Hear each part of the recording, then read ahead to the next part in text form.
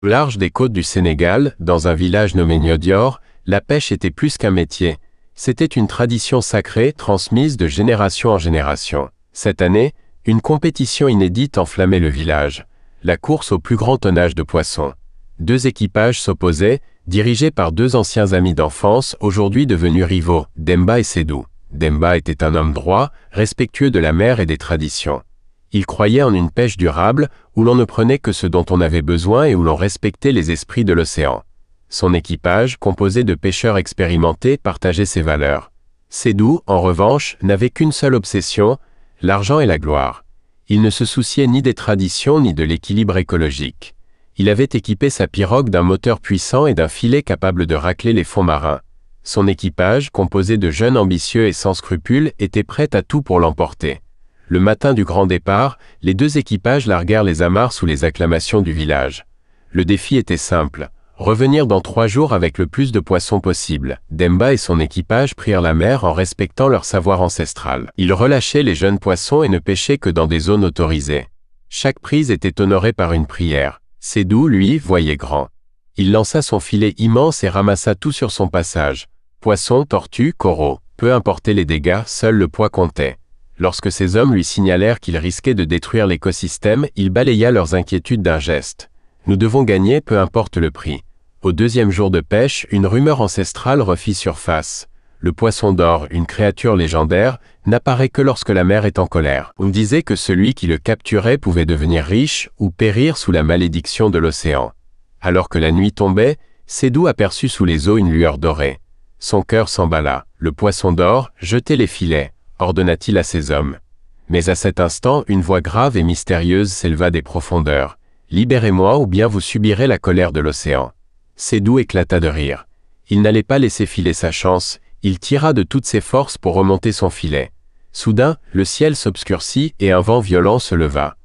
Une vague gigantesque se forma à l'horizon. Sédou, trop occupé à sécuriser son filet, ne vit pas venir la catastrophe. La vague s'abattit sur lui. Sa pirogue chavira et son filet éclata sous la pression. Le poisson d'or disparut dans les abysses. Au même moment, alors que Demba réparait sa vieille pirogue sous la lumière de la lune, un vieil homme aux yeux perçants s'approcha. Il portait une longue tunique bleue, et son regard semblait refléter les profondeurs de l'océan. « Pourquoi sembles-tu si inquiet, Demba » demanda l'inconnu. « La mer ne me donne plus rien, grand-père. J'ai toujours respecté ses lois, mais elle m'abandonne. » Le vieil homme sourit mystérieusement. « Peut-être que tu n'as pas encore trouvé son véritable trésor. Pars demain avant l'aube, et quand tu verras une lumière dorée sous les flots, suis-la sans peur.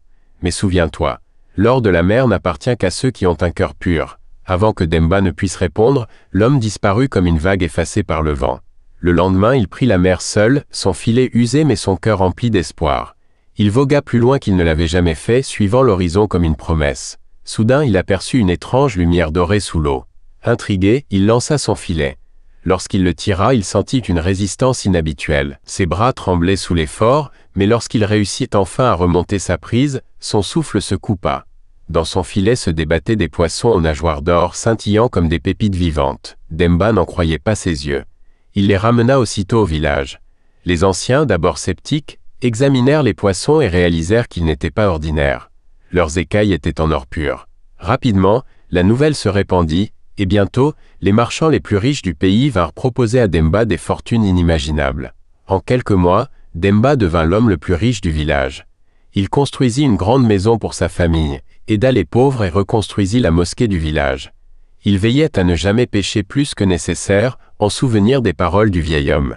Mais l'or attira aussi la convoitise. D'autres pêcheurs partirent à la recherche du mystérieux banc de poissons dorés. Pourtant, aucun ne revint avec la moindre prise.